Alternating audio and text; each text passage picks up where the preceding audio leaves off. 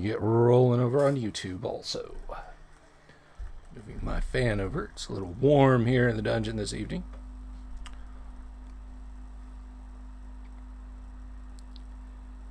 Just waiting on Jim.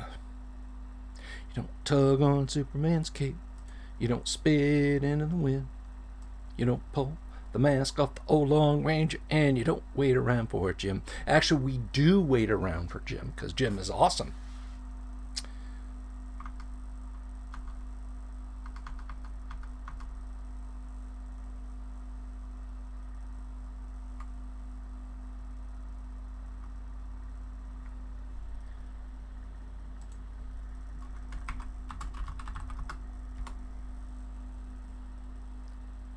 Hopefully he'll join us here in just a minute. But I'd like to thank everybody for stopping by this evening.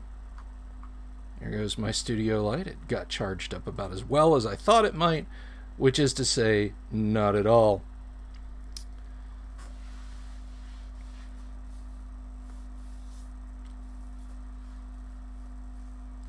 So we're just waiting on the mighty Jim. When Jim the Eskimo gets here, everybody's gonna jump for joy. So fire up your questions if you have any. If you're over there in YouTube land or Facebook world, and you have any questions for Jim that you want to get ready, you can type those in, and we will bring them into the fold as quickly as Jim gets on board.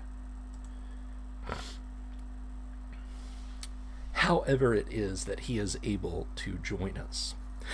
We had a great stream earlier today. Al Hammock stopped by. It was lovely to talk to Alan about what he's got going on and his plans for the future that include bringing some classic D&D back to us. One of the masters returning the table.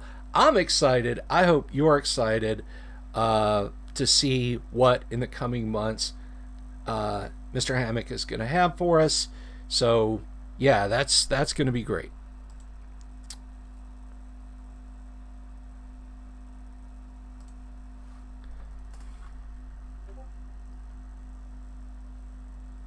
Oh, let me see here. I think I'm getting a...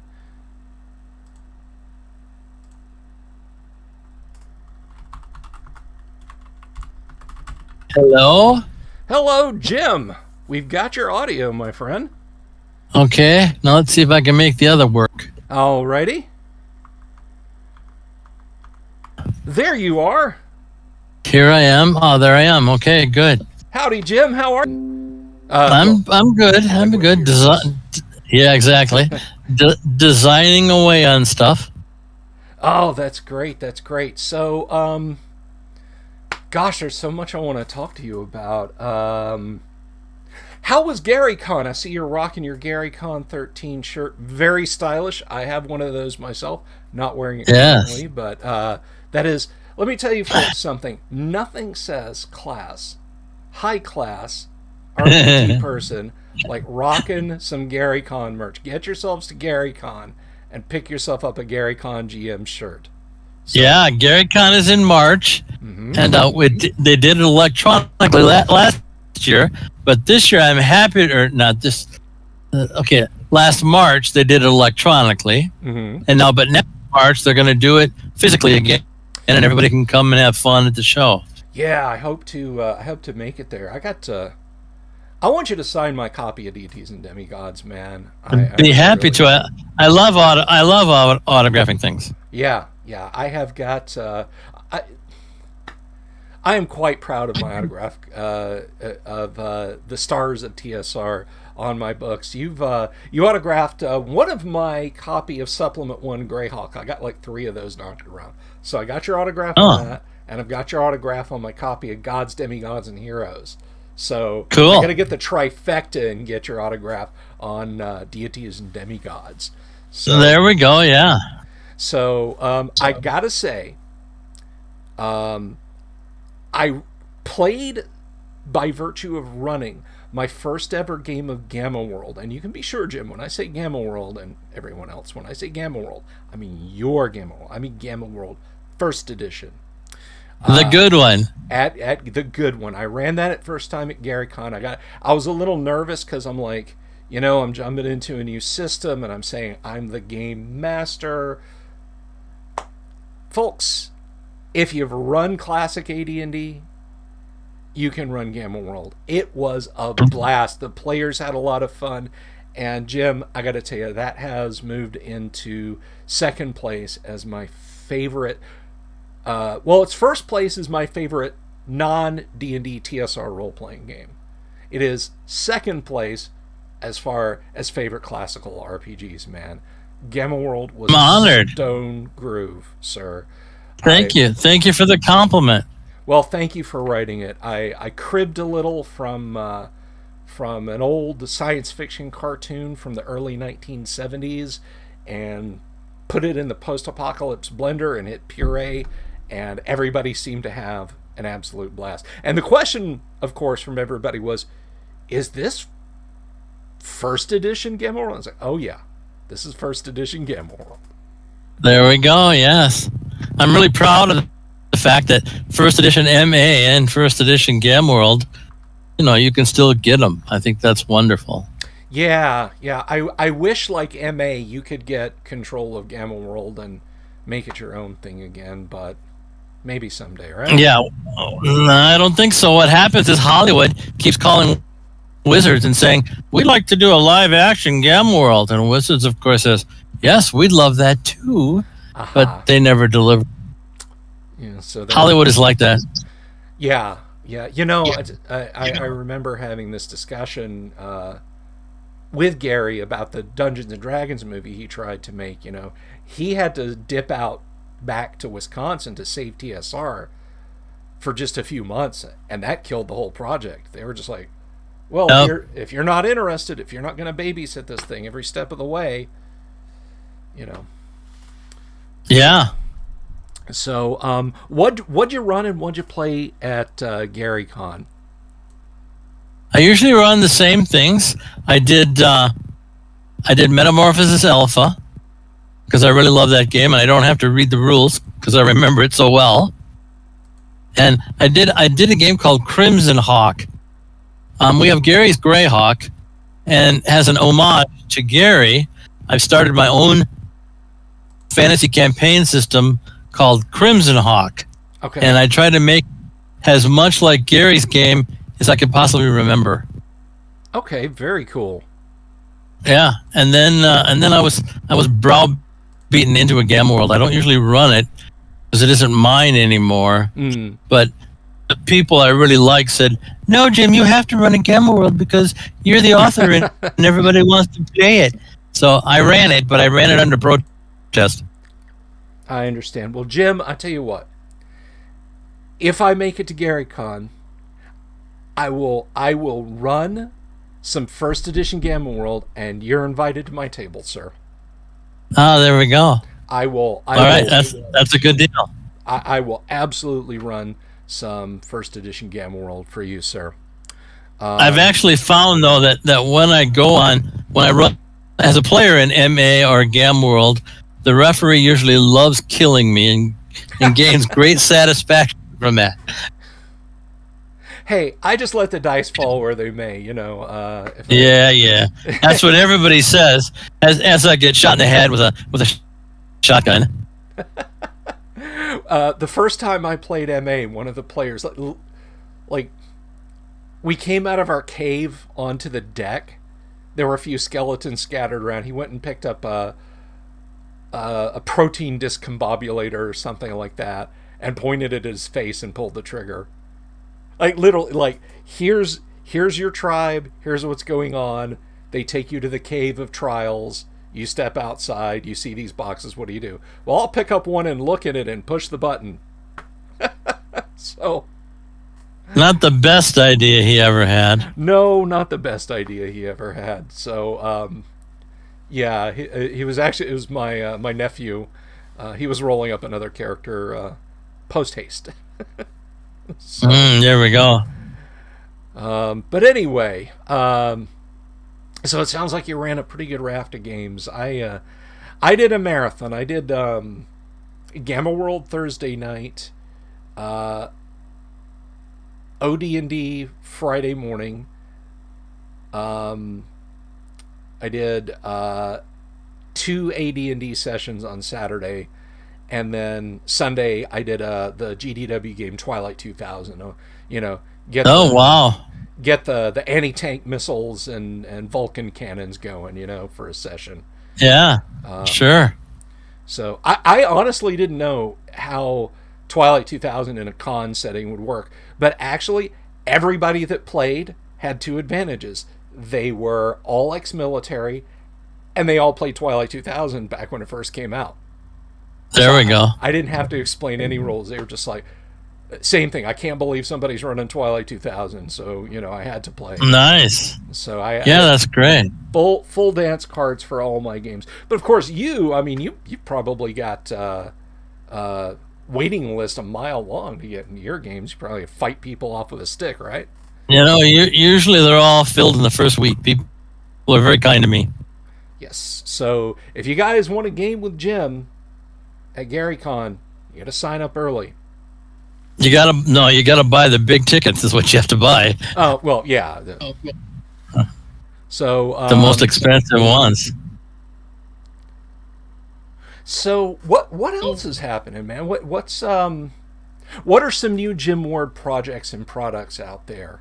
That's fair. Okay, so Troll Lords has come out with the Warden. Okay, so that's the MA spaceship. 17 decks, 16 in-between decks, and a dome, and we list all the creatures and all the technology in the MA universe. So it's 680 pages, and they're just selling it right now. You can go to the Troll Lords shop and buy it if you want. And we had a very successful Kickstarter that raised a little over $900,000. And that's coming out right now, even as we speak. Man. And then I'm going. Yeah, it's a fun project. It's one of the best things I've ever written. And I'm also doing doing the second pass on the Giant Lands apocalyptic fantasy role-playing game. Okay. Now you had talked about Giant Lands the last time you swung by. So for the folks who maybe didn't catch the spiel on Giant Lands, if you could catch us up with a little bit sure, I can easily. So man pollutes the world, and Gaia, the nature goddess, gets really irritated at what mankind did. So she decides to destroy the human civilization. And so every city, every town, every village, every house gets an earthquake or a volcano or floods and gets destroyed. Wow. And then she brings back the giants and the titans, and she brings back all of the fantasy creatures from mythology that she knew and loved, but that she put away so that they wouldn't impact on mankind, so that she gave mankind a chance and they blew it. So you play a character, not necessarily a human, in the Giant Lands trying to restore and fix all the pollution in the world. And as you do that, you go up in levels. That's interesting. So is there like can you find technology of the ancients, or is that all gone now? No, it's apocalyptic and fantasy. So yeah, there's lots of technology of the ancients. Also, aliens have come down to Earth and started playing around. So tons of technology you can explore. It uses percentile dice for everything. Okay. So when you want to hit, you use percentile dice. When you want to make a saving throw, use percentile dice, and that's the system that you use. Okay. Is character creation? Is it a point buy, or is it a random generation? It's random generation, as it should be. Well, I'm used to that system, so that's what I poured in the game. Right on. So that sounds pretty cool. And when will the new version of Giant Lands be out? Oh, that's a great question. They really want to have it by the end of August, but I don't think they're going to be turning it over until the end of July. So we're probably talking end of September or end of October. Okay. Well, just in time for the holidays. Yeah, there we go. It had a successful Kickstarter. Good. So, so that's good. That's excellent, man. Any news on the Giant Lands sort of live experience? Oh, you mean the park? Yeah, the park. Thank you. Yeah, okay. The brilliant idea that Stephen Deinhardt has is let's take a role-playing game and turn it into an amusement park. And so what's going to happen is you're going to play the game in the basement of your house, and you're going to go up levels, and you're going to develop a character, and then you're going to be able to take that character to the Giant Lands amusement park and play it in the park. I think it's a gigantically interesting idea, and I can't wait for that to happen. So right now he's looking for finances to set it up. He wants to set it up by Madison, because that's where he lives. And of course, there's the winter to deal with. So we have to be tricky about that. But I think the first building that goes up is a very large dome that'll be the center of the Giant Lands park, where the dome will be heated, so you can go in any time of the year to play Giant Lands. So I'm just very excited about that happening. I mean, there's a thing like Neverwinter that's in Nevada, and he's also worked for Disney down in Florida, so he knows all about amusement parks. Right on. And he wants to take experience and knowledge and turn it into his own amusement park. Yeah, that. So I'm really keen to see how that's going to work out. And I'll tell you, have you read Larry Niven's California Dream Park book? Yes, of course I have. Yeah. That is very like Niven's Dream Park, except this sounds like more fun. Oh, that's the hope. We'll have to see. Yeah. But yeah, that's super cool. Now, I want to ask you, and if you don't want to rehash this, I completely understand. I am really excited, or I was really excited, and I'm excited to know about any additional developments regarding the Deities and Demigods manuscript. Oh, I mean, if that's that's okay. It's very embarrassing for me. So here's what happens. My son is cleaning out the garage, and he finds the Deities and Demigods manuscript. Okay. And so I go through the pages, and I look at it, and it's clearly my manuscript that I sent into TSR. And so we put it up for sale on eBay. It gets up to $22,000. I saw that. I was cheering that. I was like, "Go, Jim!" Go, I Jim. I know. Come to find out, I didn't check it out close enough, and it was a photocopy. So I immediately took it down, because when we put it up again, we will have to admit that it's a photocopy. It's not the original. So we are going to be taking it and put it back up. Good. I don't expect to get as money as I was going to get if it was the original, but I'll get some good bucks out of it. But I absolutely could not sell that thing as the original and have it be a photocopy. My sense of ethics just wouldn't let me do it. No, I understand. And I as soon as that thing came out, I mean, as soon as that dropped, I started talking about it on the show. I was like, "Oh my God, you guys, you got to go check this out." And then, like, that night, I know this is going to sound weird. This may not make any sense at all, but I put in a token bid on it just to say that I bid on a manuscript. Sure. Just like, I'll get an immediate outbid, but I just want to say I bid on it. And I got ready to do that, and I put in the amount, and then I clicked, and it's like, this item's no longer here. My initial thought was, oh man, I wonder if somebody kind of did an end run and just said, "Hey, I'll offer you this much. I just want to buy it directly from you," which for an item like that wouldn't be completely out of the question. But right. And then of course I started following along. But I've said from the get-go, when you came out and said, hey, this is not what I thought it was, that when you put it back up, it's my belief it's still going to take off. First of all, speaking for myself and looking over the comments on YouTube, everybody thinks you did the right thing on this. And it's so embarrassing. I did a bonehead thing there, thinking it was the original, and it wasn't. So I'm extremely embarrassed by the whole experience. Well, I think you handled it absolutely perfectly. But I am still hyped about because when it goes up, that's going to be like the news for my live stream that day when you put that back up. I'm happy to say it got the most views of anything ever on eBay, which I thought was pretty dang cool. Wow, that is amazing, man. That's yeah.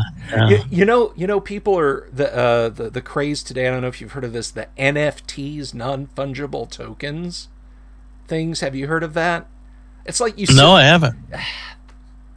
I don't completely understand it, but apparently, like, you can put a digital signature, like a unique digital watermark on an item or an image that you created, or a web page that you created, or a tweet or something like that, and people will pay for the privilege of having the original. I would be willing to bet there's people that would take an NFT of your screenshot of it being the most viewed item ever on eBay and pay you for that even. I see. But yeah, I'm still excited about it. I'm still eager to see it go back up, and I hope it just goes completely stratospheric, man. Me too. That'd be great. I just wish I was in a position to just like dial you up and say, "Hey Jim, here's $5, man. Just mail it to there me," we go. You know? Really. Something. I'm also happy to say I found my MA original manuscript, and the neat part, really? I found a chunk of Gary's AD&D player's handbook that he asked me to edit for him. So that's kind of fun too. So are those gonna go up on the auction block? Eventually, they're gonna go. Yeah, they're gonna go up in the auction block for sure. Oh man, I have to get past this. I just have to get past this deities and demigods thing. Well, the deities and demigods thing we're all excited about. I've got some questions for you here. Let's see. Cat Rocha says, in regard to Giant Lands, would it be a case where your character sheet is online and you pull it up when you enter the park? Regarding the Giant Lands thing. We haven't got that far yet. Okay. So probably, I would like that to happen. I don't know if it's going to happen or not in the very first blush of the Giant Lands Park. I mean, I would think that would be almost, just as the IT guy in me would say, you'd go in the park with your mobile device, you'd hop on their Wi-Fi, you'd pull up the app with your character sheet on it, and then just your phone would take it away. That way you wouldn't be fumbling the piece of paper. We have talked about bracelets so that would identify you as one of the character classes in the game.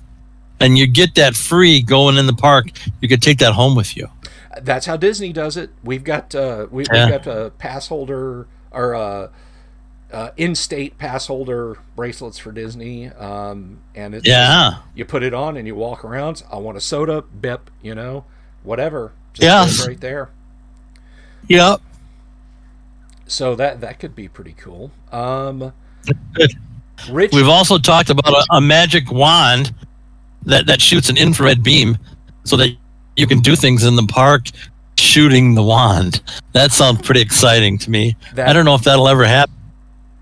Could be cool. That's really cool. Let me see here. I don't want to miss anybody's questions. A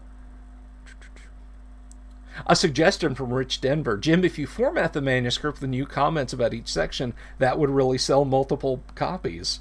republish it as the book, The Making of Deities and Demigods. Yeah.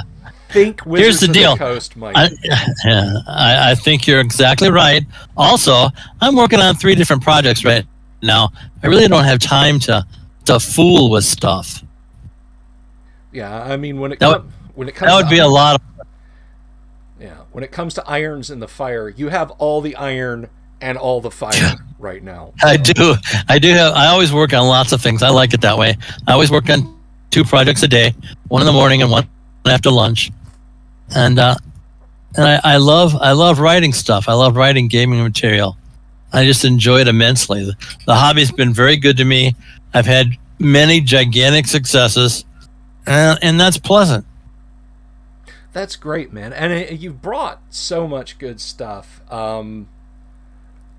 Just, I was explaining, again, some of my audience might not know your older works, your older TSR works. And I said, this is a guy who literally gets a shout out in Supplement 1 Greyhawk by name. Not like his name flipped around, not a joke about his name, not a play on words, but an admonition from Gary Gygax directly in the rules. So there we go. You have they were mean to me in the Greyhawk paperback book.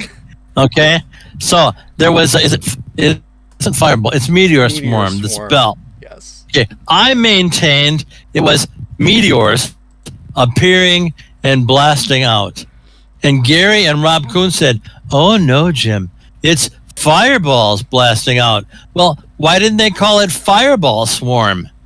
But they thought it would be funny to say in the rules, it's a stream of fireballs, Jim. Bad guys they are. Yes. Teasing me brutally. You are mocked roundly twice in the description. 3 to 6 there we go. Jim, that do 10 to 16 damage each, Jim. I know. You poor belabored man. How could you work under such awful conditions? I know. I should have gone to another role-playing system right away and just started developing that. Just dialed up Mark Miller and said, "I want to work for GDW now." Yeah, would GDW like a good fantasy role-playing game? Oh damn! Oh man, I gotta take that site off my computer case because you just laid down a burn on the internet. I love GDW stuff. One of my favorite board games is Imperium. Just a wonderful game. Good game. But I thought Twilight 2000 was a little heavy-handed. It was more shooting than it was role-playing. I said this the other day. I had Ty Beard on, and I said, thanks to Twilight 2000, I know more about anti-tank missiles than I thought I ever would. There we go. Yeah, and of course, Traveler. My problem with Traveler is 2 times I rolled up a Traveler character, and both times the character died before I got it into play. Yes. I don't like the feature of the game. Just shouldn't be. There was a fellow that I met down here as part of a historical miniatures war game society down here in Central Florida. And he invited me to run classic AD&D games at their historical minis only con. And I did gladly. And I asked him one day, I said, hey, if you're not running a game at the same time I'm running my AD&D games, why don't you come over to the role-playing room and sit down and play some AD&D? Do a little cross-pollination. I see RPGers go over there and do historicals, and he just took a long pull of his beer and said, I played that Traveler once back in 1980 or so. I was rolling up a character, and he died while I was rolling him up. That's about all I need to see of role-playing games. There we go. Okay, Chuck. Whatever. Yeah. I got another question for you. Question for Jim. This is from John Hubbard over on YouTube. He says, did you ever use the divine intervention rules that you wrote in Deities and Demigods? And if so, did you ever successfully have the deity appear with a die roll? All the time. Lots more than once. Many, many times. Yeah, people. My game Go ahead. I'm a hall referee. I like big things happening in my game, and so yeah, people would appeal to their deity all the time in dangerous situations. And I want to say 6 or 7 times the deity appeared and judged the caller, because that's what happens. You know, Odin looks at the guy and says, "Why did you call me?" And the guy says, "Well, I'm fighting this giant." And then Odin kills the follower and goes back to his stronghold in the clouds. There you go. You know, if you're going to call me, it better be good, and it better not be just. That's right. I need to kill exactly. this giant. You know. Yeah, it better be important. But I'm with you on the unusual and fantastical appearing. Like, I've got for reasons I won't go into here, because we're here to talk to you, not talk about my tabletop experience. But I've got a alignment turned demon running around with the party right now. You know, oh wow, the old Type 5 Snake Lady demons. She's changed her form to look human, and she's hanging around with the party, but she's lawful good. I just like that kind of stuff too. You know? So, is there a paladin walking with the group? There is a paladin walking with the group, yeah. Okay, I would have the paladin try to kill her. Well, do you know Alan Grohe? No. Okay, Alan's a buddy of mine. He's a big Greyhawk maven. He does the con stuff, but Alan is running the paladin in the group, and his paladin's reaction to seeing a demon that's lawful good was like, "Yay, you're on our side now." So I've got a lot to work out. It's not just a simple case of you guys now have a powerful monster on your side. So rest assured. Yeah. It's you know, to me it's pretty black and white. The paladin knows where it came from, so I would think there's only one answer. Well, but you know, I don't play paladin, so he can do whatever he likes. Right on. Let me see. Oh, I do have a comment here. This is from Bob Goodenough over on Facebook, and he says, "Thank Jim for me for his diabetes soapbox." Oh yeah, that's a big deal for me. I'm suffering from diabetes a lot. I lost foot, I've lost toes, lost my gallbladder, had a triple bypass, my lungs collapsed. All that's diabetes related. And so I don't want other people in their 20s and 30s and 40s to just keep eating the Oreos and ice cream and soda. Yeah. So probably once a week I get on Facebook on my page and I talk about what's happening to me because I didn't take care of myself when I was 20, 30, and 40. And I get a lot of praise for it. I just want people aware that diabetes is a terrible disease. And if you don't do something about it in your 20s, you're going to have my problems and lose feet and hearts and gallbladders in your 50s and 60s. It's just going to happen for sure. Yeah. So that's why I get on my soapbox. I call it the diabetes soapbox because I figure some people are darn tired of reading me talking about my life. so everybody knows when they see the title Diabetes Soapbox, exactly what they're going to be reading in the text. And so I've been doing that for a couple of years now, and I get a lot of good comments from people who say they've lost a lot of weight or they've changed their A1C score. That's the diabetes blood score right. From 8 or 9 or 10 to 5 or 6, which is just wonderful. Well, my wife. And so yeah, my wife was sliding towards that. Her blood sugar was way off the scale, and the doctor said, "Yeah, you're pre-diabetic. We need to start working on this." And she, got on her bicycle, metaphorically speaking. She doesn't like to ride bikes, but and she got her blood sugar down, got her A1C score squared away, and yeah, you're absolutely right. You're absolutely right. And so, I guess it's a hearty you're welcome to Bob Goodenough and to anybody else who's listening to Jim, and you should, about this. So yeah, that's true. My last one, diabetes is causing the blood vessels in my eyes to burst. And so I'm slowly going blind. Oh, Jim. They use a special. I know they use a special drug now, and they take a shot and inject your eye with this drug that closes the blood vessels. It's not fun to get a needle in your eye. No. Hey. So I went on and on about that in my last post because I people do experience that. But yeah, diabetes. The guy said I would have been blind in 6 months if I didn't start this. Goodness. So goodness. yeah, and I keep my numbers down pretty much. But he said that wouldn't have mattered. I just would have gone because the blood vessels just are expanding and bursting and causing other problems in my eyes. So, goodness gracious. diabetes is vicious and terrible. Someday I hope there's a pill you take and it cures it. That'd be nice. Yeah, no kidding. No kidding. I had LASIK back in 2011, and I think I would rather have that again than ever have to stick a syringe in my eye. So I know, it's terrible, and it hurts a lot. I can imagine. Yeah. Well, I described the process, and there's just several big pain parts in it.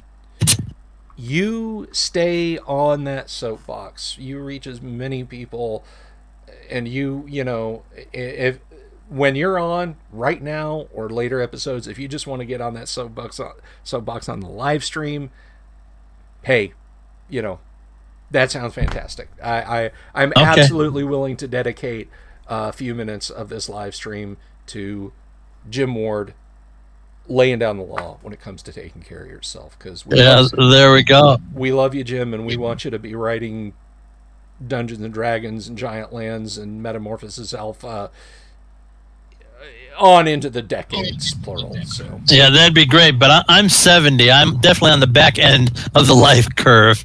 We'll have to see what happens, but I still have my mind, which I really appreciate and thank the Lord for almost every day. So still write and design, and that's fun for me. there you go, man. There you go. If you use a tool and sharpen it, it'll keep working for a long time. Yeah, that's the hope. So,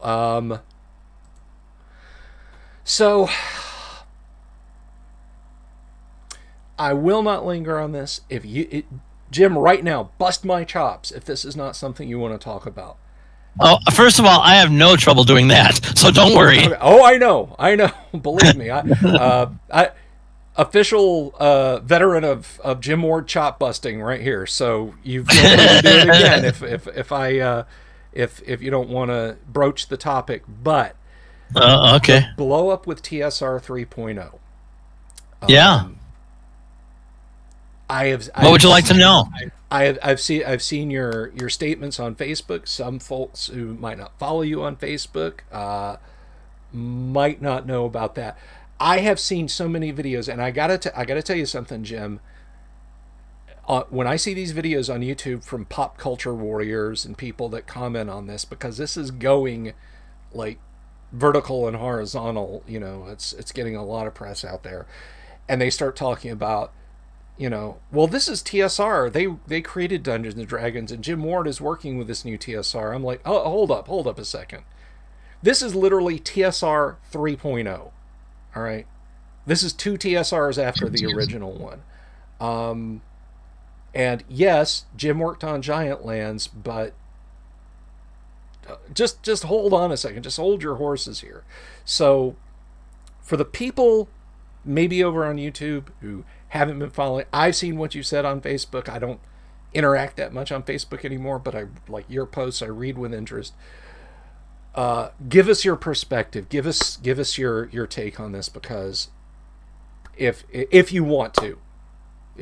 Okay, no, that's no problem at all. And this is my opinion, okay? So Ernie got on a podcast, and Ernie said that role-playing was not a place for politics or liberal people trying to eject their forceful feelings on other people. Okay. And that got interpreted as Ernie didn't like that, the LBTGA crowd. Mm-hmm. And that's totally a mistake and a misrepresentation of what Ernie said. Okay. There isn't a nicer guy in the universe than Ernie Gygax. I've played at his table with all every color, every variety of person in the world. He has no problem to be welcoming. All he cares about is playing the game and having fun. So then TSR has been painted. The new TSR has been painted with an ugly brush, and part of that is from the liberal side of things, and part of that is people making assumptions that without knowing the facts. Okay.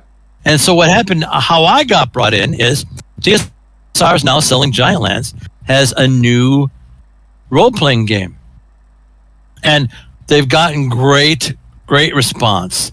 They went from 500 sales to 3,000 sales in a week because people want to know about it. Sure. And people, and my name is identified with it, and I'm proud of that because I worked very hard on it 2 years ago. Okay. It's not a forum for politics. It's not a forum for people to express their views about life. It's a place to play and have fun, which that's what Gary Gygax wanted with D&D. He didn't have any secret. Well, he did have one secret agenda. Remind me after this to tell you what Gary's secret agenda was. Ooh, but yes. I know. He didn't have a secret agenda. All he wanted was everybody to play his game and have fun. And that's what I want with Giantlands. And that's the intent of the game. But it's been painted as a horrible thing, terrible to people. It's just people who don't know are painting it as something it isn't. I'm reminded about AD&D in the 80s when the Christian people came out and said there's demons and devils in the game. So D&D is teaching people how to summon devils and devils and deal with Lucifer. Couldn't be farther from the truth. And those people that criticized the game never read it, never tried to read it. They just had heard from other people how bad it was, so they spread the rumor. And that's exactly what's happening in Giantlands.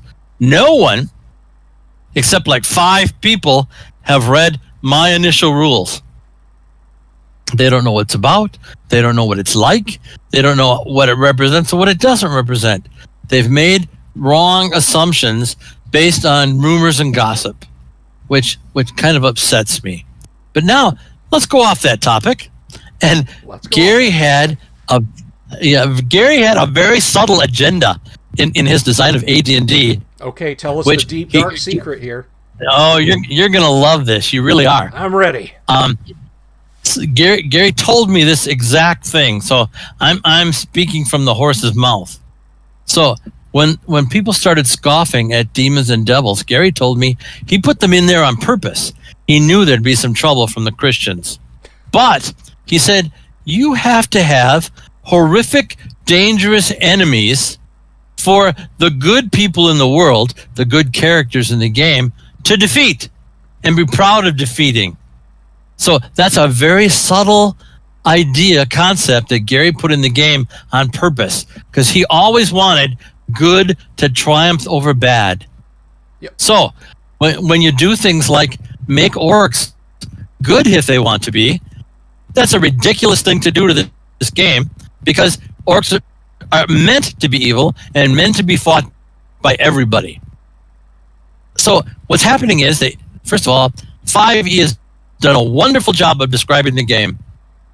It's the best version of describing the game of all the editions, no doubt about it. Okay. But when they do things like make orcs and drow good guys, it's killing the dramatic intent of the game. It's killing the good versus evil and good always wins intent of the game when they do things like that. I make a joke that Wizards eventually is going to have Tyrannosaurus Rexes only eat vegetables. So I'm sure it's that's the way somebody's to-do list. I'm sure it is. So that was always Gary's intention, but it's a subtle thing. It isn't obvious when you play the game in the beginning. But like I said, Gary always intended for good to triumph over evil. Yeah. And, I got on my soapbox on Monday. I was pretty pissed about what I saw flying around, Jim, and I'll tell you what. I'm not going to repeat what I said because it would be 45 minutes of me ranting and you going, gosh, I thought he had me on to me.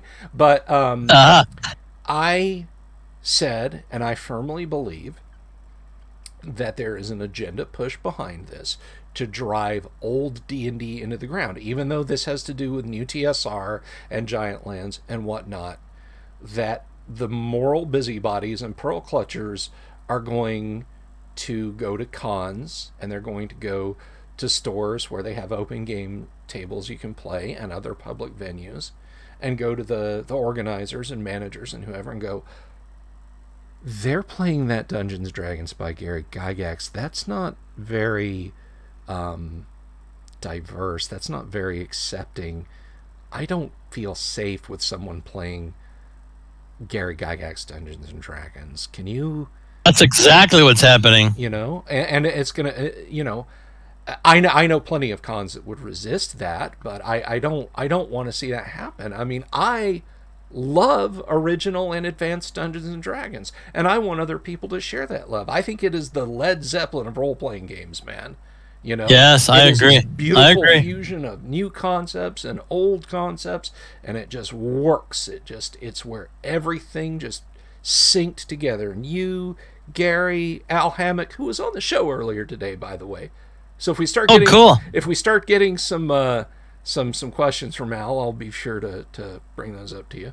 But yeah, please do. But you know, all that stuff that you guys created, I want to see that keep on keeping on. I want to see that keep going in the future. And yeah, you know, if somebody's jam is 3rd edition or 4th or whatever, that's cool. But when you look at Stranger Things and the Goldbergs and Freaks and Geeks and Community and you know, the list goes on and on. What draws the eye in is, oh my gosh, they're playing classic D&D. I mean, I am a Gen Xer. The kids in Community, I would have been their age at that time.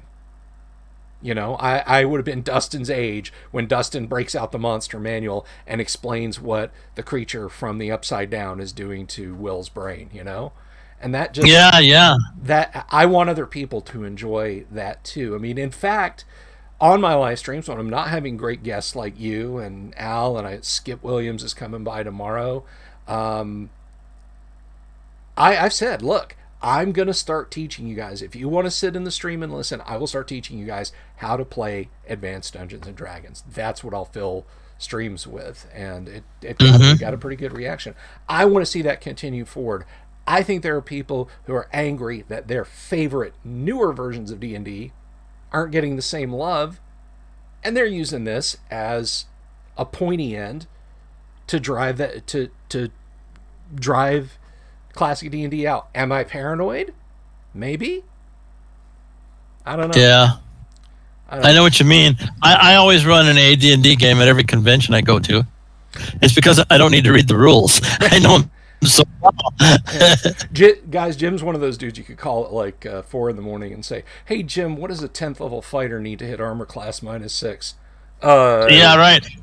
Anybody who calls me up at 4 in the morning dies by my hand. Oh yeah.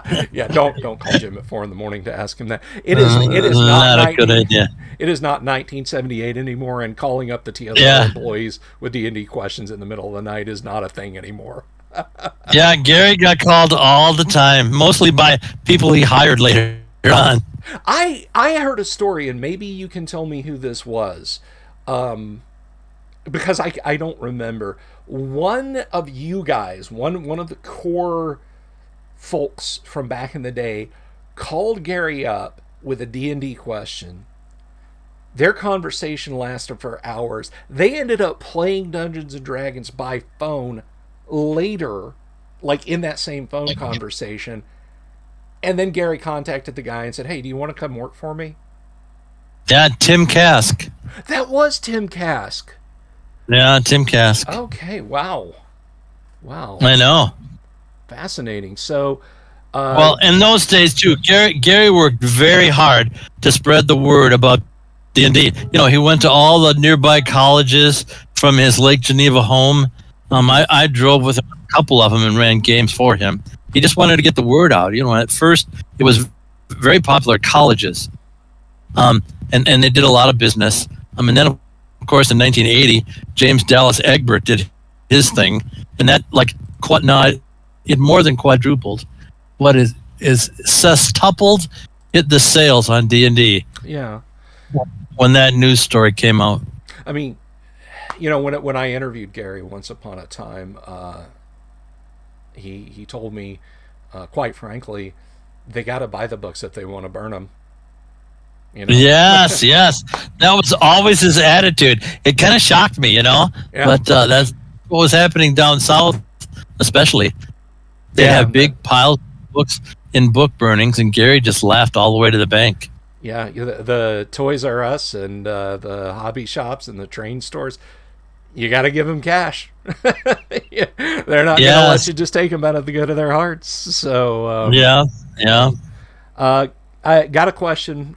John Hubbard again asks, "Is Jim going to any cons in 2021?" I get Gary. I'm going. Yeah. GaryCon for sure in March, but that's about it. I'm in a wheelchair now, so I don't get around very much. I love going to Game Hall at Halloween time, but the doctor says don't go to this one. So I know what my doctor says because I pay him good money to keep me alive. Yes. So right now it's just GaryCon. I don't go to Gen Con anymore. So that's about the only show I'm going to go to.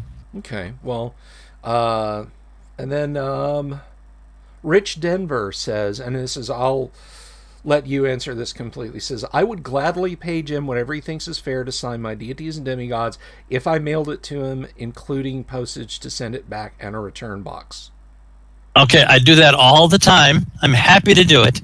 He just has to contact me on Facebook, and we'll get something going. Okay, so Rich, reach out to Jim on Facebook, and that from the horse's mouth. He'll do that. I've probably signed, I want to say since January, I've probably signed 60 of the deities with the Cthulhu and the Melnibonéan chapters in it. Yes.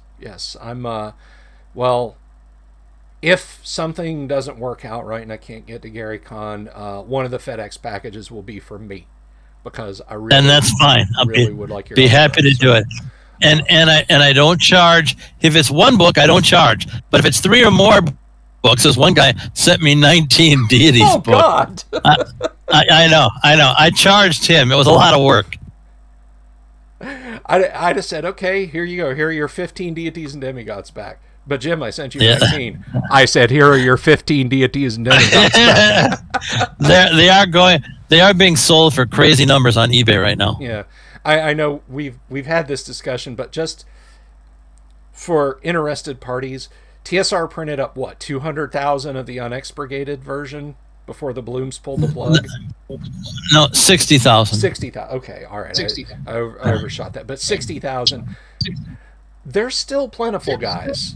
They are. Yeah, they are. Don't get raked over the coals. They're great books to have, just in general, whether you get the expurgated or unexpurgated.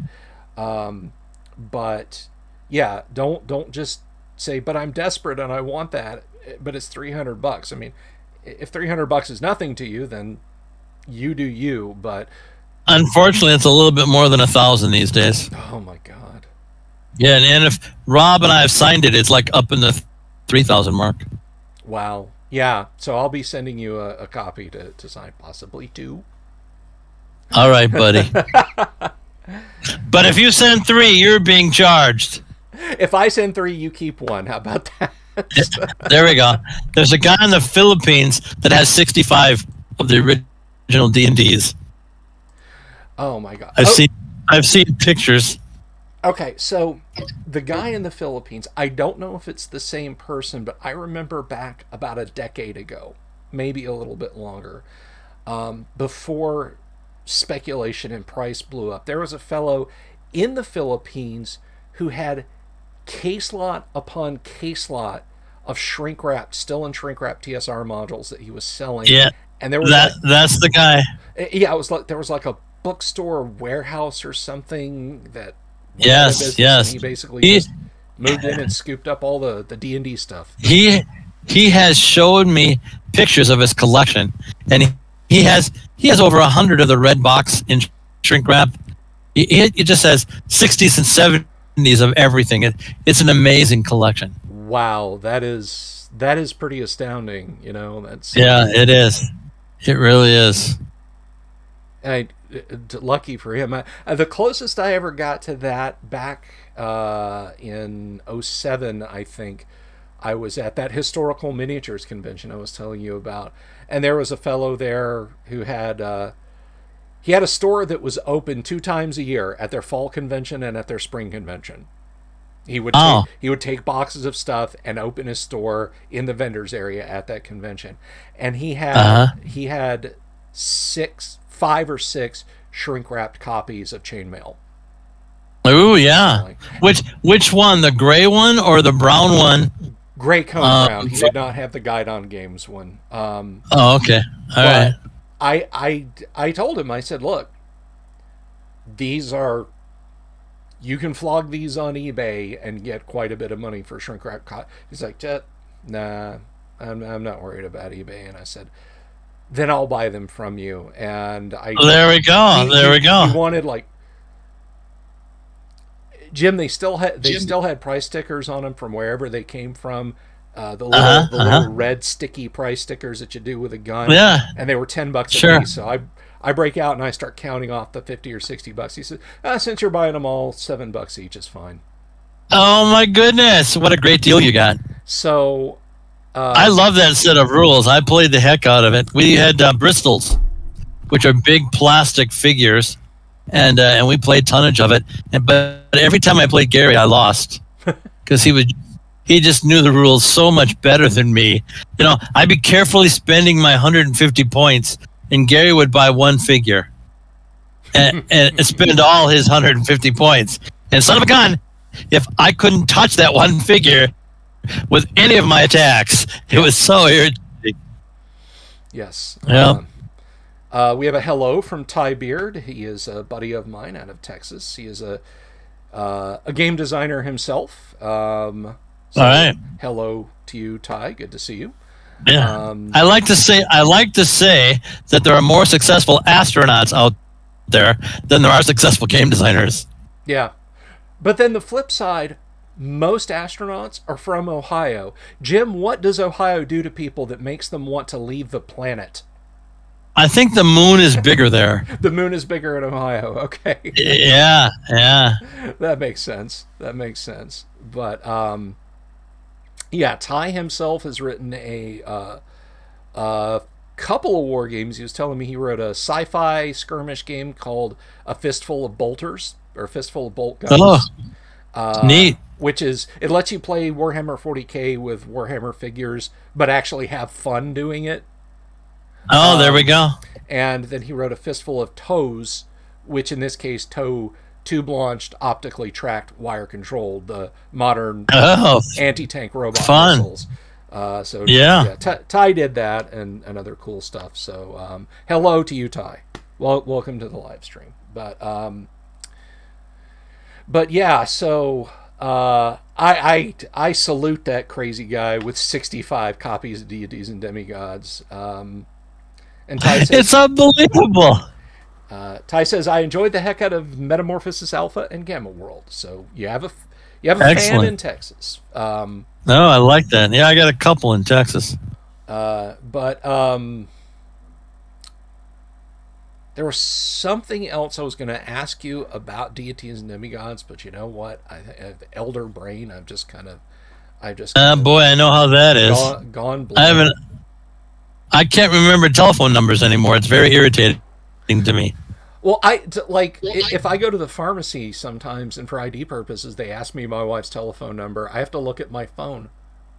Because it's, I never call her, I text her if I have to communicate with her. And 2, if I do have to call her, I scroll down 3 and tap. There we go. What's your wife's phone number? Swipe, tap. That's her phone number. But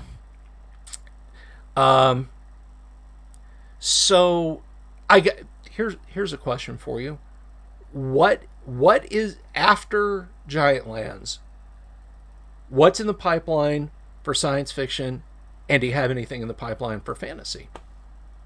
Let's see. Science fiction. I'm writing a science fiction novel right now. Cool. With a friend of mine. Yeah, with a friend of mine on the East Coast. And but I can't tell you the story. It's double top secret. But it's the fact that I'm writing it is fun. I really love writing that kind of project, and I really get paid for it. So getting paid to write a novel is good. I won't do one unless I get paid. And let's see. My son Thean, who doesn't work game at all, suggested an idea to me for a horror module, and so I'm working on that. I've got a lot of notes on that, and you're making me work here, but that's okay. I wonder if I'm a terrible host, Jim. I thought you'd figured this out by now. Yeah, really. Let me see if I can call this sheet up. Okay. And what it'll do to your screen. Complain bitterly if it destroys your screen. Okay. We'll see what happens here. We'll see. I'd have his things to do list, and I notice you've disappeared. That's not good. I'm still here. Are you still with me? That's very good. I'm glad. Yeah, I'm very glad to hear that. Okay, so I have a novel that I've been working on for 3 years, and the reason I'm working on it for 3 years is nobody's paying me for it, and it's about a modern day wizard because I really want to be a modern day wizard. You are a modern day wizard, man. Yeah, there we go. And then I'm working on a gazetteer called Ward's World for the 77 Lost Worlds game system. You can find 77 Lost Worlds on firesidecreations.com. Firesidecreations.com. I'll throw that link in the chat. Please do. Now, this is a fun thing. For Troll Lords, I wrote a thing called the Storyteller's Thesaurus. Okay. And it's kind of a different thesaurus in that you can look up castle and get a bunch of references to all the parts of the castle. And so right now I'm working on the Storyteller's Historical Thesaurus. So you want to look up Aztecs and find out what the great battles were, find out what the heroes were, find out what they used for currency. You can look up Aztecs on the Storyteller's Historical Thesaurus. And that book has like 20 different historical cultures that we're detailing, and it'll be perfect for gamers and also perfect for novelists. And I'm doing another. I'm with Chris Clark. Chris Clark is a buddy of mine, and he and I are working on a Lance Starship role-playing game, and that's in the works right now. We've got the outline done, and we're working on that. Yes, I remember you mentioning that. And here you go. All right. Yeah. So here we are back again, and I'm happy to say I can see you and you can see me. Yes, you're stuck with my handsome face, at least for the next little while. There we go. So yeah, we've got some fantasy. We've got some sci-fi coming. I want to ask you an old days TSR question while other people formulate their I got a few stories about TSR in the old days. You got a few stories. So, as you may or may not know, I have the good fortune to be interstate neighbors with Tracy Lesh, who worked on a couple of things for TSR back in the day, and he did this beautiful piece right here for me. Very pretty. Yeah. How much did you guys work with the artists on how you wanted your vision of what you're describing in the game to be represented? Here's a good example. Did you have any input into how Jeff D envisioned Elric or Yurkun or of course. Every one of those images I had to do an art order on. Okay. Every single. And that's true of all the books. The designer did the art order, the editor touched it up to make sure it was clear, and then we sent it off to the artist. Okay. Okay. Had a little hiccup on OBS there, sorry. But yeah. You know, I if they do it again, first of all of you nice people, Jim, I know you'll be there, but everyone else, avail yourself of GaryCon, and if they again have an artist forum, please go to it. Please talk to some of these people who put the ideas of Jim Ward and Gary Gygax and everyone else to visual representation, because it's really cool listening to those guys talk about working with you guys. And I think it was in 2018, Larry Elmore was talking about doing the cover, the basic D&D box cover, when he did that revision. And Gary kept just writing like no on it. Just in the margins of the drawing, and said no, and send it back, no. And he got so fed up. Nobody ever went down to Gary's office and complained. So, but he'd had enough. So he grabs his drawing and goes down there. And Gary's secretary, who is apparently responsible for stopping anyone from going in and bothering Gary, but he can see Gary's feet up on the desk. And so he's talking he's like, no, I want to talk to Gary. And he's like, Gary's like, what's going on out there? So he marches right in and puts it, and he's like, what do you mean, no? And he's like, well, just make it one guy, not a whole party of adventurers. Like, well, why didn't you just say that? And well, I thought you'd come down if you needed, if oh my God, guidance on that. Yeah.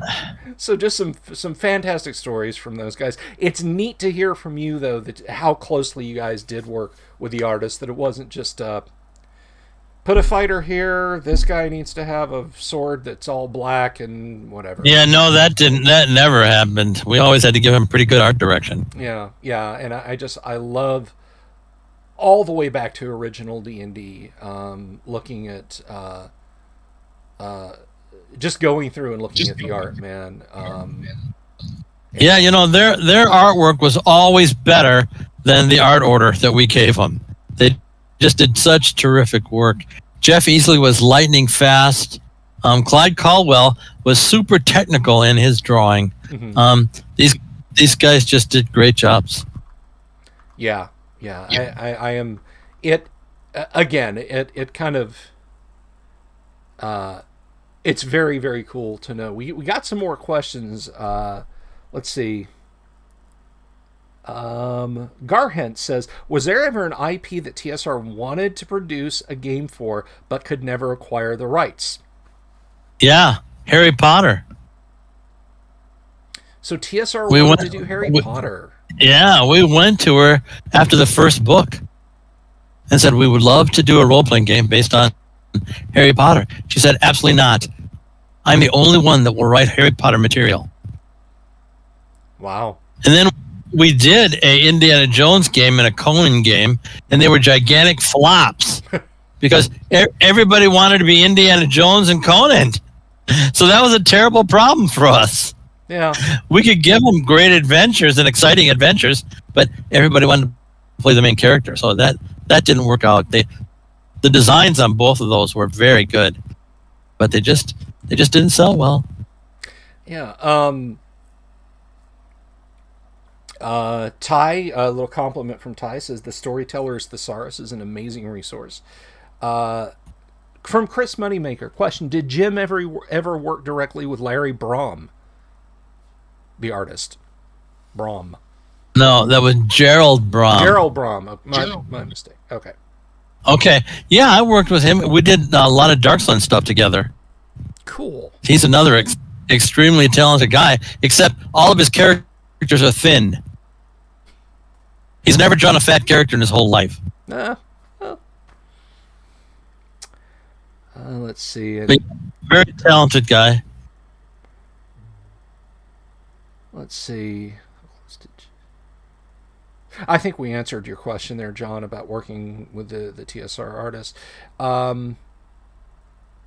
Okay, now, speaking of unacquired rights, I think we maybe talked about this on the first show you were on, and if we did, I apologize if we're going over old ground, but there might be some people here who didn't hear that. Yeah. And I certainly don't Not remember a problem. it clearly. Did you guys actively pursue Star Wars as an IP? Absolutely not. We had Star Frontiers and we had Gamma World, so we didn't need another science fiction game. Okay. Interesting. Plus, they were asking an arm and two legs, not just an arm and a leg. Yeah, I can Yeah. I can believe it. I think after getting bitten once by Lucas, that was a very smart thing. When he said, "I want all the toy rights. I want all the money from the toys." They were like, "If people don't buy toys based on movies, whatever, you can have it." And then he literally drove truckloads of money away to, Yeah, to, absolutely. to his house. Yeah. And they probably tightened down quite a bit, I can imagine. So, Yeah, it are, was great. are Just you great. are you at liberty to say how much Lucasfilm was asking for No, Star Wars? no. Just know that it was an arm and two legs. An arm and two legs. Okay. Well, that's no fun. I like walking and Yeah. using both hands. So, well, just fine. You guys can keep Star Wars. Um, so you did work on Star Frontiers, which I had a lot of Nope. fun with. Oh, Nope. I thought you Nope. I Nope. thought you Nope. worked on Star I Frontiers. I swear you worked on Star no. Frontiers. No. Okay. Star Frontiers was a design by committee job. All right, which I always objected to, because when you design by committee, you get lots of stuff thrown in that doesn't need to be thrown in. Do you know in that game, a bone spear hits better than a laser rifle? I can believe it.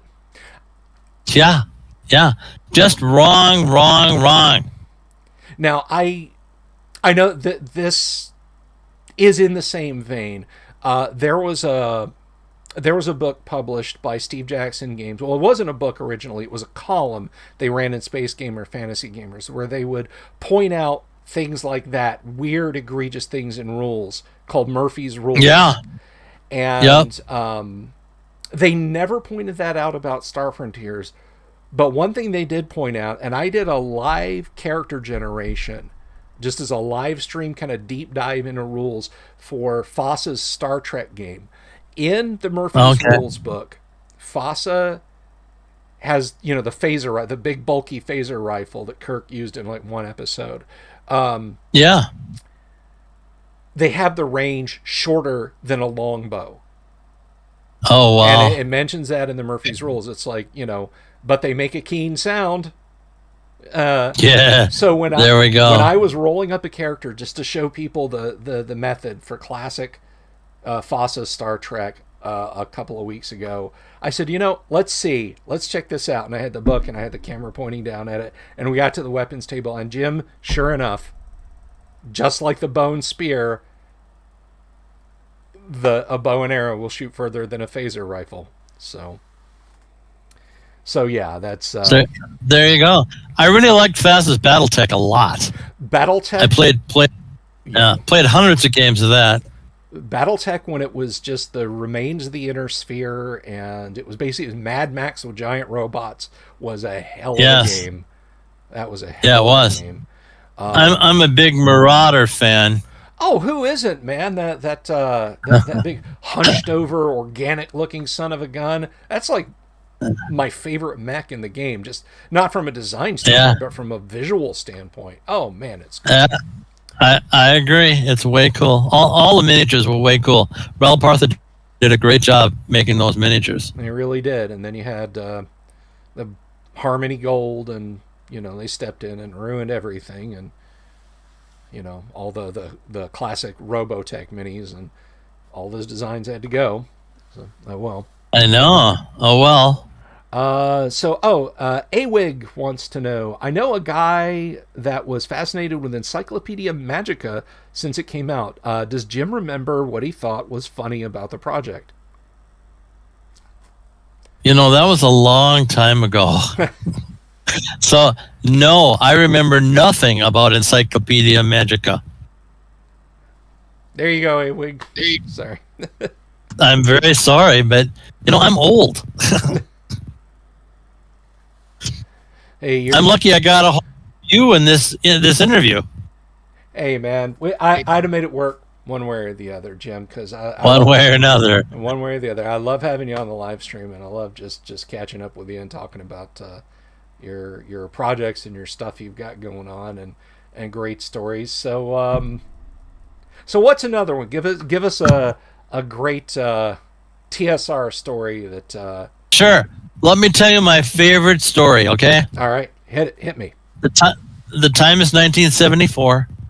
I just graduated from college with a teaching degree, and every Tuesday I would go down to the Lake Geneva bookstore, and because on Tuesdays they got in their fantasy and science fiction.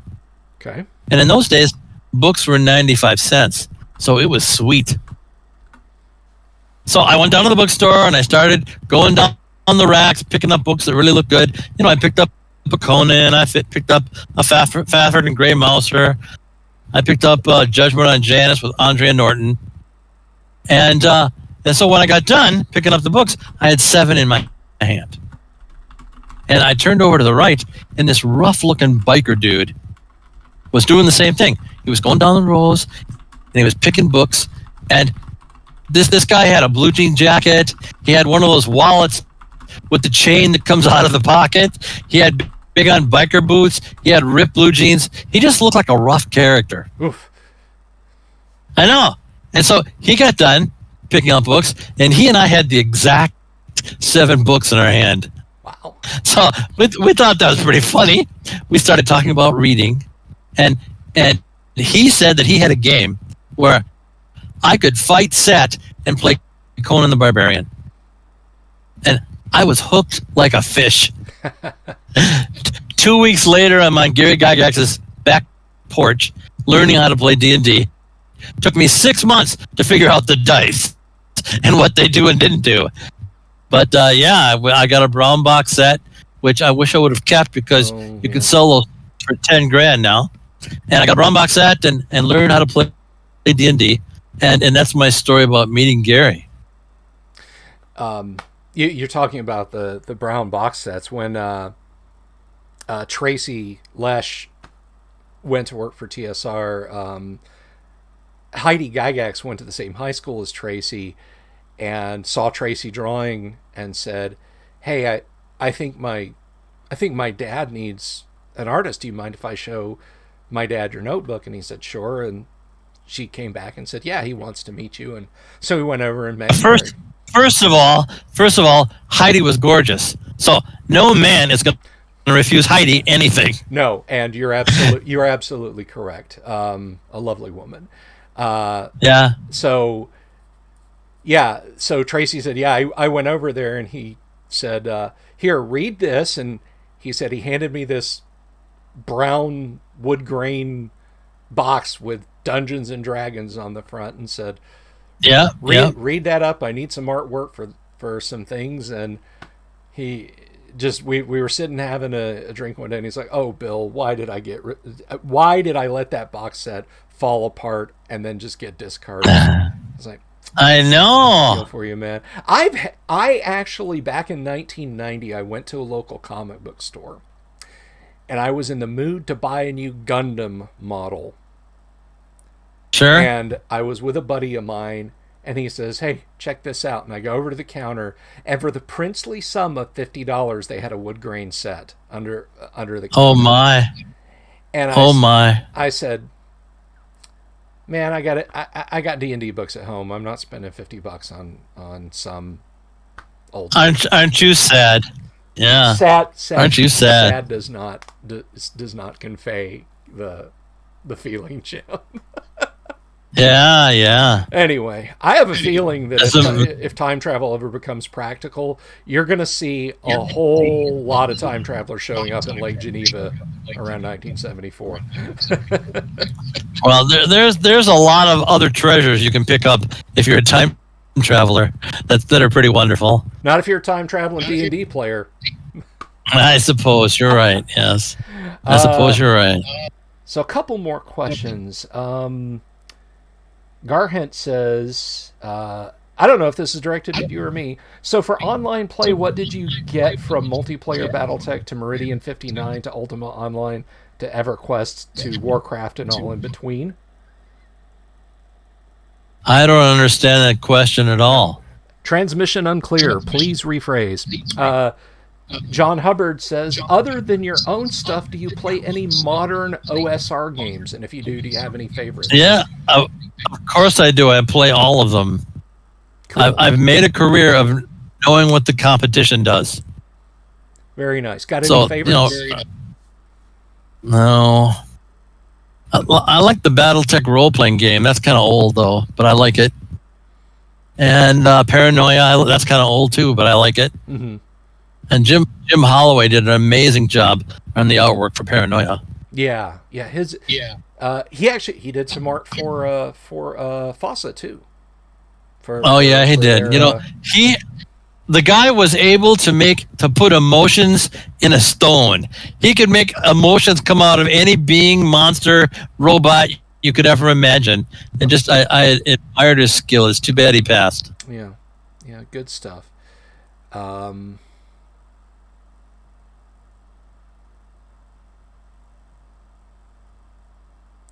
So let's see.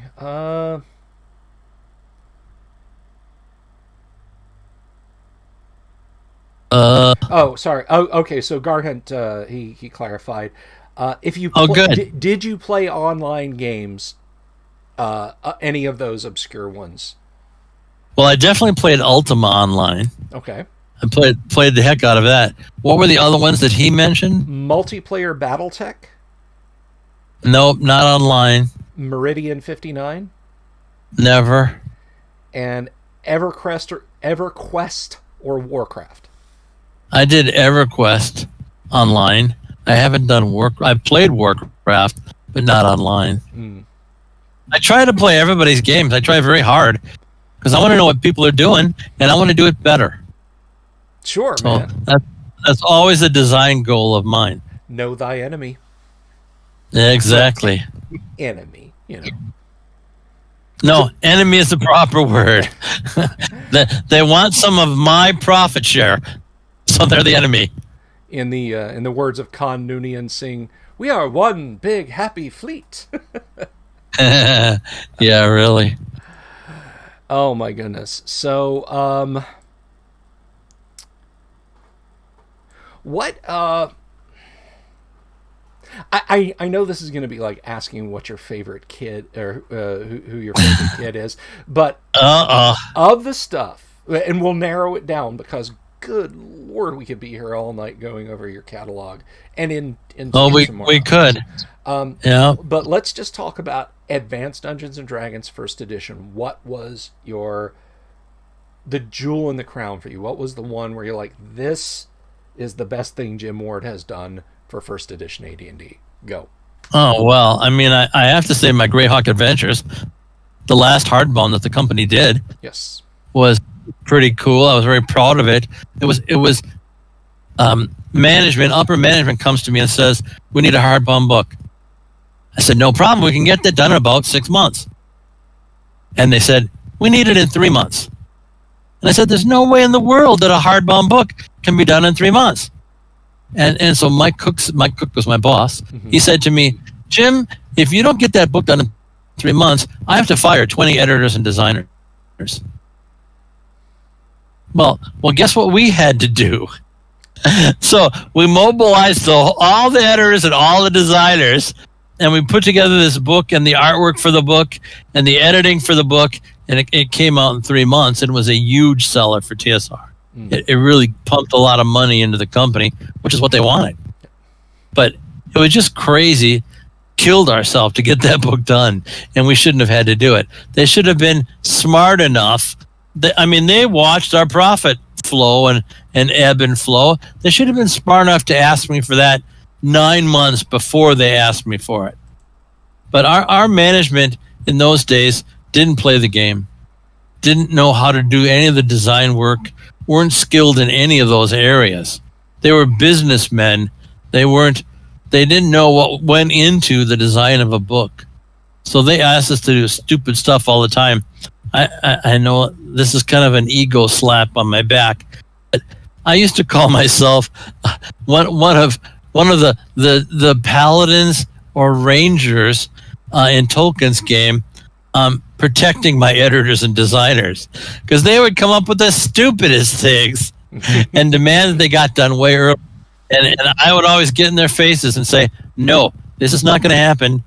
And my answer, whenever they said, well, we're going to make it happen. And I said, fine, you're not going to use any editors and designers because they can't get it done. And so finally they cheated and said, well, if you don't do this, we're going to fire people. Well, I had to respond to that because I didn't want anybody fired. That's why I left the company. Lorraine was trying to sell the company and wanted her profit and loss statement to look good. So she comes to me and says, you have to fire 20 of your editors and designers. And so for 6 months, I argued that my editors and designers were the geese laying the golden eggs. They were making product that people wanted to buy.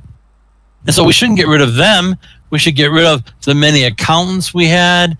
We should get rid of, half of our purchasing department. In other words, hit the departments that aren't making money for TSR. They ignored me. And so finally Lorraine says, well, you're going to fire these guys. And I said, no, I'm not going to fire them. And so I handed in my resignation and I left the company that I loved and adored for 20 years because I wasn't going to fire anybody. It just wasn't the way to do things. Yeah, that's the stewardship of Lorraine Williams. I mean, I tell just stories I've heard from you, stories I've heard from Gary before he passed away, and from other folks who were there at that time, and I'm like, clearly I wasn't there, but based on what I've heard, here's what it is, and it's always the same reaction as me, just jaw on floor. Like, were they trying to destroy the company? I know. But you know what? She had a brilliant business decision. She bought in for $3 million, and she sold it for $30 million. Yeah. So you can't fault the business decision, but she didn't role play. She didn't want to role play. She tried to turn the company into a movie studio, but that wasn't going to happen. Yeah. What under her watch? There was that Dallas game, like a game based on the Dallas TV show. I have a wonderful little story. Okay. She wanted to get in the mass market games in the worst way. Mm-hmm. So she bought 3 games from England. Elixir was one of them. There was a spider game. There was another game. She bought these 3 games and wanted her salespeople to get them in the Toys R Us's and Ben Franklin's of the world. Okay. And she said, I'm sure we can sell 50,000 of each of these. Mm-hmm. And I looked at her and I said, would you like to wager on that? And she said, sure, I'll wager on that. And I said, okay, we're going to go to Arizona to the Random House book convention. Okay. If you sell 50,000, I will dress up in a chauffeur costume and I will drive you around Phoenix, Arizona, and open the door for you and carry your packages for you and say, yes, ma'am, for the whole day. Okay. But if you don't sell 50,000, you will dress up in a white peasant outfit and you will walk the Scorpion Walk with me behind the hotel, which was like 6 miles of sidewalk that at night was filled with scorpions. Oh, boy. Okay, she never sold 50,000, but she never paid off on her debt either. Shocking. Yeah. All the other managers, all the heads of sales and the heads of production, they all looked at me with their mouths dropping. They couldn't believe that I made this bet. And she was positive of that. She was positive a lot of times, just made stupid assumptions. So I presented Magic the Gathering to them.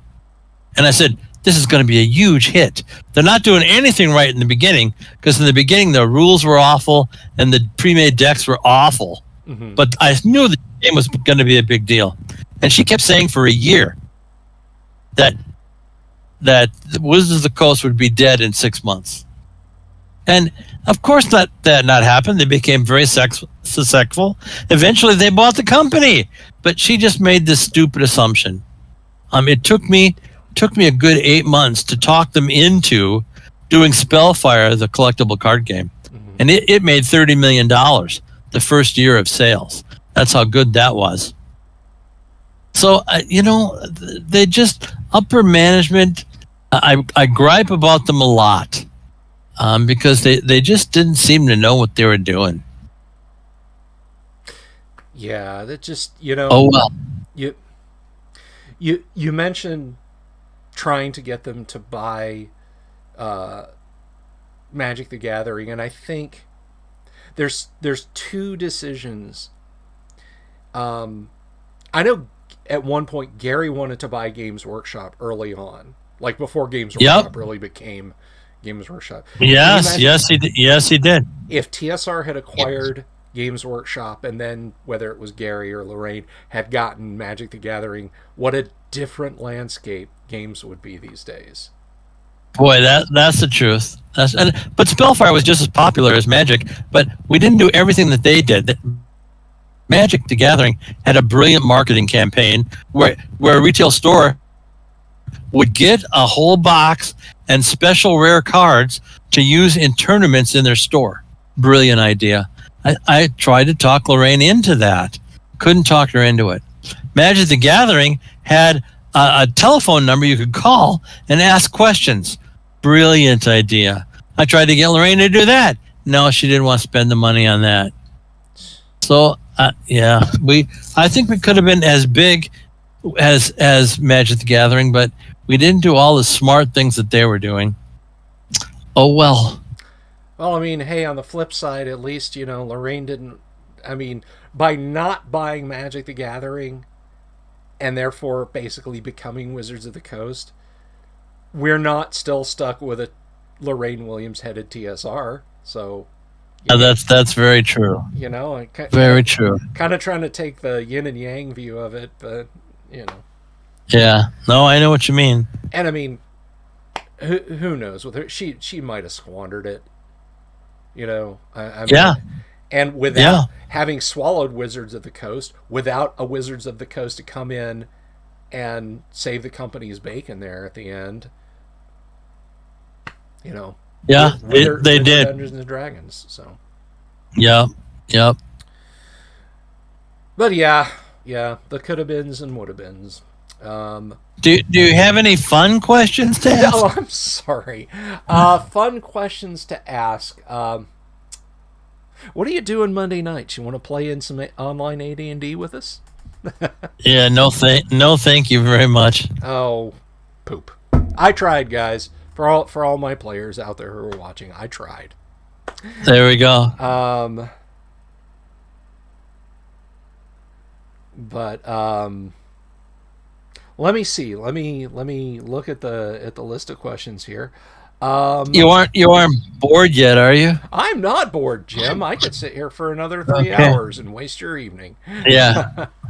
Yeah, I couldn't do that. Oh, I understand, man. I understand. Let me think. What's the most fun you ever had gaming with Gary as either game master or as player? Ooh. There has to be a best gaming story. It is a pretty good story. Okay, so we're all 8th level characters. And Gary had 3 parts to his dungeon. Uh-huh. But the middle part was the deepest and most dangerous and filled with giants. Okay. So it was a deadly place. So we were down there adventuring, and we really didn't belong down there. So there were these great big hot iron doors they're blistering hot to touch. And so naturally my wizard said, well, I can open that door with a knock spell. No problem, boys. So there's 5 of us. We're all 8th level. Knock the door open. And then Gary spends the next 20 minutes describing the scene that we're looking at. There's 2 red dragons. One is a giant red dragon. The other is a mature red dragon. There's what are the dogs that breathe fire? They're hellhounds. There were hellhounds all over the place. There was a gigantic fire elemental sitting in a pool of lava. There were a good 20 fire giants. There were shaman among the giants. I know the king had this great big magical sword. So in other words, it wasn't a place that 8th level characters belonged in. So we slammed the door shut. We ran for our very lives. But then for 2 years, we sat there and we plotted the invasion of that chamber. So we got a ton of fire resistance things, fire resistance rings, fire resistance potions, dragon breath resistance. We got 2 dragon slayer arrows for red dragons. In other words, we really spent a lot of time and effort plotting what we do, plotting what spells we would take. We had bunches of magic items just designed to take over stuff. We had a sensor of fire elementals, so we could control that elemental in the lava pool. Mm-hmm. So we're all now 10th level characters. Okay. And so we open the doors. He describes the exact same scenario, but this time we rush in and fight to the death. So there's 5 of us fighting all these people, and this is the sad part for all the players of AD&D. I'm Magic Jarred, the Fire Giant Queen. And I took her over, and she started giving stupid orders to the Fire Giants. You go over and guard that chair. You go over and make sure the dragon doesn't eat anybody. Just stupid orders that they had to follow because she was Fire Giant royalty. Right. So Gary got really mad that I used the Fire Giant Queen to kind of spoil his fun. And the next day he changed Magic Jar so that you can't identify the spirits in the room. In the old version, I could pick the Fire Giant Queen and try to Magic Jar. In this version, they were just spirits. You couldn't tell who was who. And he did get his revenge on me. So we had the great battle. We were fighting for our very lives. And 2 of the giants reported to the queen that the wizard that was down there was delicious. And they had eaten me. Oh, no. I know. That wasn't good. Lucky for me, we had prepared clone spells for everybody. But I didn't get the experience for that. I didn't get the experience for the battle. I did get the experience, the tonnage of magic items that we secured. Oh, I can imagine. But, yeah. But it was a great battle. It lasted for hours and hours. We had fun. We were all down to like 2 hit points each. And we drank all our potions and used all our scrolls. And it was just an epic battle that I remember just like it happened yesterday. Oh man, that is sweet. That is bravo, sir. Bravo. Yeah, Gary did stuff all the time like that. I remember we walked down this great big wooden lane. It was about 100 yards wide, mm-hmm. and it had weird gutters on each side. And we walked down to these giant trees, and the trees were actually bowling pins. And the fire giants were bowling that day. Yeah, I know. So giant bowling balls started getting thrown at us. Wasn't good. Wasn't good. I can imagine. I do have a question from Elton Borges. He says, in general, what are some systems that surprised you in positive ways, and are any of them modern? Well, 5e surprised me a ton. I thought it was going to be as bad as 3e and 4e. But their descriptions of how to play the game were excellent. And again, I can't praise them too much for that. I really hate the other stuff they've done to the game. But how to play the game, they've got down pat. And they've done it better than any of the other versions. Let me cast Pathfinder. I don't much like. I, of course, have done 77 Lost Worlds and Dragon Scales. Mm-hmm. There's Fireside Creations down in Florida, and that's headed up by Stephen Lee. And he's got some brilliant game designs. Yeah. And you should get him online. You'd like him a lot. But anyway, it uses a deck of cards. Both Dragon Scales, the fantasy game, and 77 Lost Worlds uses a normal deck of cards. And I can teach you the game in 10 seconds. Basically, when you want to hit something, you want to draw a heart. And when you be protected from something, you want to draw a spade. Now you know how to play the game. Very cool. That is nice and simple. And the guys here in Florida, maybe I could have an in-studio. My first in-studio. There we go. I don't know if he'd do that, but he's a great guy. I just enjoy him very much, and he's a very creative mind. His idea for 77 Lost Worlds just astounded me when I first heard it. Yeah, I remember you mentioning that before, 77 Lost Worlds and the fantasy one, but I did not realize it was that simple. I'm going to check that out. I'm always on the hunt for something, Please do. To mull over. John Hubbard has another question for you. Good old John. Thank you, John. John Hubbard. Yeah. I'm kidding. Question for Jim. AD&D, if played by the book, seems to take a lot of time and require more commit from players in other games. Did you play by the book? And how much time did you have to devote to it? Yeah, okay. I always play by the book because I like the rules. But my battles don't take a lot of time. My giving experience at the end doesn't take a lot of time because I do it exactly like Gary did it. Gary's battles were always short and sweet. His storytelling style was amazing. He could make you smell a dungeon.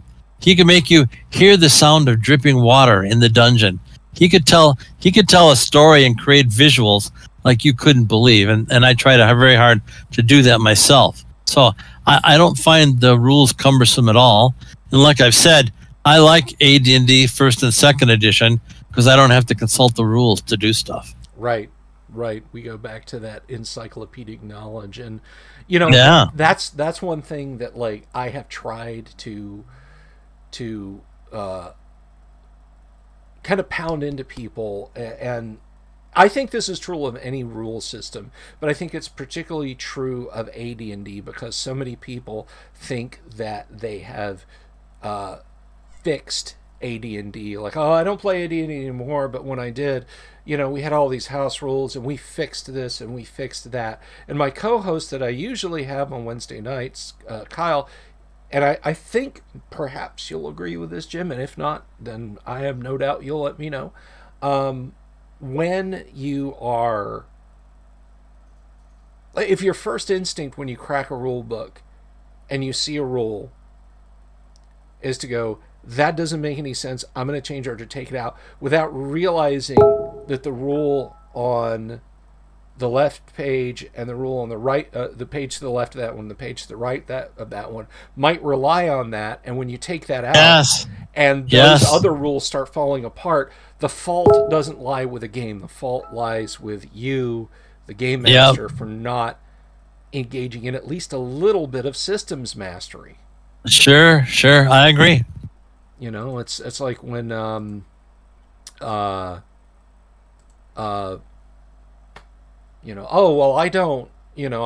don't use the GP for XP for my, I think that's silly. I don't do that.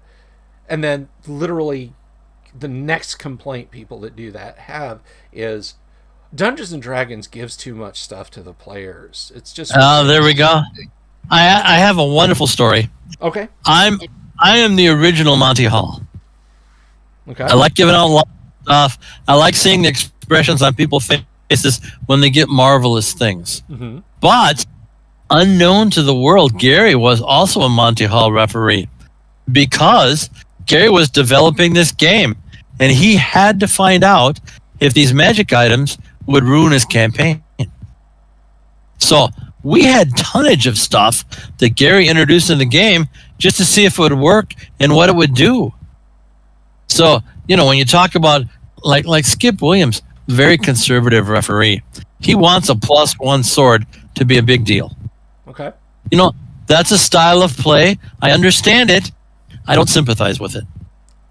I put big stuff in my game so people can play with it. Gary put big stuff in the game, and then he figured out ways to take it away. So in Greyhawk, there were 3 or 4 arches. So you'd walk through the arch, and all your magic items would be sucked dry of their magic. Or after a while, Gary loved having cursed items. Mm-hmm. I cannot tell you how many times I've blown horns of bubbles. Not a pleasant experience. Nope. So Gary put far too many cursed items in there. And then, of course, artifacts. Artifacts are wondrous things. They can't be destroyed. They have wonderful powers. The only problem is people are gigantically jealous of you if you have them. So every thief in the world starts haunting you to steal it from you. Yes. So you become a little paranoid. I suppose it's not paranoid if they're really after you. Yeah, exactly. So, I mean, you get. I ran my Monday night group through White Plume Mountain, and one of the players did not return Black Razor. He ran off. Like he private messaged me and said, "Hey, I'm gonna roll up another character, but my half orc fighter cleric is gonna take Black Razor and disappear in the night." I was like, "Sounds good to me." So now I've got another villain for my Greyhawk game. This guy to be attacked and destroyed, running around with Black Razor because he didn't take it back. Sure. So let's see, another question from Garhent. In regards to storytelling of the dungeon and combat, how close? And I guess this is dependent on whether or not you watch Critical Role. How close is Matt Mercer to Gary Gygax if you've watched Critical Role, or is there another DM similar to Gary Gygax? Okay, there's bunches of them. I don't know Matt Mercer at all. Okay. And never watched his site. But Gary and Ernie play the game just like Gary did. Who else plays the game? Harold Johnson, a former TSR employee, plays the game like Gary did. I'm trying to think of the referees I know. Skip Williams plays the game like Gary did. So there are like 8 or 9 of us who experienced Gary Gygax and want to emulate him because he was so good. Sure. Great. Yeah. Elton Borges says, are there any stories where in a game language is a barrier that you managed to surpass? Yeah, see, Gary and I didn't bother with that. Okay. I know that monsters and characters have languages they can speak listed. Mm-hmm. We never played it, ever. Everybody can speak the common tongue. If they wanted to say something secretly, they'd talk to each other in their own language, but that didn't happen a lot. Right. You just treat it like Star Trek. You got the universal translator down in your ear, so. Yeah, exactly. And it's common, So there you go. So I don't want to keep you all night. I know you got stuff to do and so on and etc. Any closing thoughts? Anything you, Jim, wanna get out there? Okay, so my Metamorphosis Alpha products can be found on the Goodman Games store. So you go to Goodman Games and you see a ton of Metamorphosis Alpha stuff. Troll Lords over the past 10 years have been very kind to me, and there's a ton of Jim Ward stuff in the Troll Lord store, but especially the Warden, the 680-page book, you can get in the Troll Lord store. And then Fireside Creations has a ton of my fantasy and science fiction material that they sell on their website. So, I leave you with, you can get my stuff. It's generally all still in print. And then, of course, if you want to go to like Amazon and you can get a lot of you can look up Jim Ward and see a lot of my one-on-one books, my pick-a-path books, my novels. You can see all that on Amazon. They still sell. Unfortunately, I don't get a royalty for any of that stuff. But there you have it. That's my closing thought. Okay. While you were saying that, we got one more question. I'll let you tell me. Do you want to save it for next time, or do you want to answer this? No. This is the last question. I will answer. Go ahead. From Jason Jacobson, can Jim tell any stories of how Gary played famous characters like Rag or Mordenkainen or Bigby? Okay, I do have a wonderful Gary story. Okay. Hit us with a Gary story in closing. Yeah, every Thursday night we'd go to Gary's house and we'd play in Greyhawk. That was Gary's fantasy campaign, and we all loved it. Just tremendous fun. And we all sat in the same. And we had this great big dinner table, and he sat at the head of the table, and we all sat around the table, and we all had our own chair, and we always sat in our own chairs.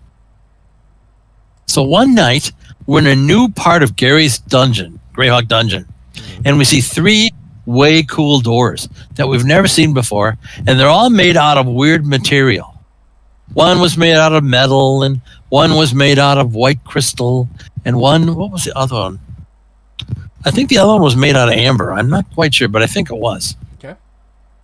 Okay, so we picked the metal door just because. And we had all been through the Tomb of Horrors. Spoiler alert on the Tomb of Horrors, there is a demon head in the Tomb of Horrors that has a what is it? Sphere of annihilation inside it. It looked just like that, yeah. And so it irritated Gary. He put it in there for fun, but he remarked several times, because he'd run that he'd have it demanded to be run at shows, and people kept jumping in the mouth, and the whole party would die time and time and time again. So 3 new doors for us. We open this first door and we test the heck out of it. We throw in a rope, we pull it back. We throw in a rope with a rock on it, we pull it back. We throw in a rope with a live rat on it, we pull it back. We throw in a rope with a live plant on it, we pull it back. We use I think it's called Wizard Eye to look in there. We see this great big, we see this great big metal room with a bunch of metal things in it. And so one of us sticks their head in and pulls it back. We're all fine so far. So we all walk in. Foolish, foolish us. We all walk in, the door closes, we no longer see the door. We are now in an unknown environment, and Gary says to me, Jim, do you have your Metamorphosis Alpha world with you? Because he knows I always carried it in my car. And I said, yeah. Would you bring it in, Jim? So I go get it. I have no idea why he's asking for it. And I go back in Gary's house, and the Gary Gygax chair is empty. And Gary is sitting in my chair with Mordenkainen, a character sheet. And what that evil man has done is transported all of us, including my precious half-elf, Ren with a blade, has transported all of us into the Metamorphosis Alpha ship. And I'm supposed to run the game with the fantasy characters, and I'm deadly afraid my elf is going to get killed off. So for like 5 weeks, they start exploring Metamorphosis Alpha, and I am honor bound to play it straight. So they meet robots to try to kill them. They meet mutants to try to kill them. They discovered that mutational powers work automatically on them with no saving throw. And when they use magic, like the elf had a fireball wand. So the fireball wand did 6d6, but they did maximum damage. So it did 6 times 6 damage every single time it fired. Mm-hmm. So magic always worked to the maximum, and the mutants and the other characters on MA never could save. So they walked around for 5 weeks, and Gary sympathized with me because I was getting more and more nervous running the game. Because poor Gary never got to play. He never got to play a character. And that kind of griped at him. Yeah. So actually, when I left to go teaching in 75 for the next 4 years, when I came home on holidays, I would run an MA game for Gary. He was very kind enough to say he just loved the game.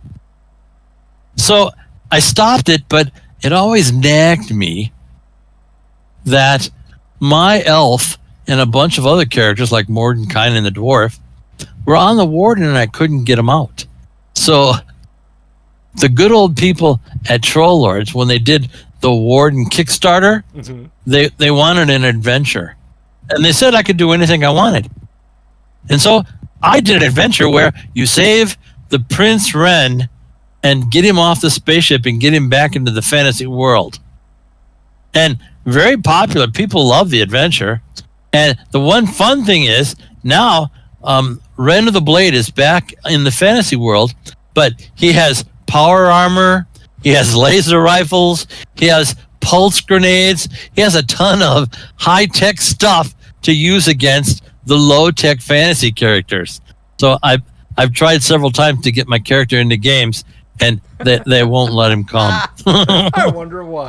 They say he's a little bit too strange for their game. But at least I was able to get him off. Yeah, go ahead. No, I was just a little bit too powerful, a little bit too strange. Yeah, just a little bit too strange. So, okay, that's my final story for the night. Okay, Jim, it has been a stone groove having you here, man. I'm so glad you came on the stream tonight. Thank you for regaling us with the stories and catching us up on everything that's going on. I hope we left more stories and have more fun stuff to talk about the next time you're on, and that you will come back. Oh yeah, we haven't even touched the stories. Yeah, good. But the next time I come back, you have to pay me like $395. I will pay you 395 Dogecoin. It's oh, that sounds fair. Yeah, I'll pay Great. you. I'll pay you some Dogecoin. I know those electronic coins are worth tonnage right now. Yeah. We'll sort out the details. But anyway, sounds very good. Thank you everyone who was in the chats tonight. Great questions, by the way. Great questions. We'll get Jim back again soon tomorrow afternoon. Catch the live stream. Jim, if you want to tune us in, Skip Williams is going to be here. Yeah, not a chance in the world. I have deadlines I must fulfill. Well, put us on in the background like talk radio.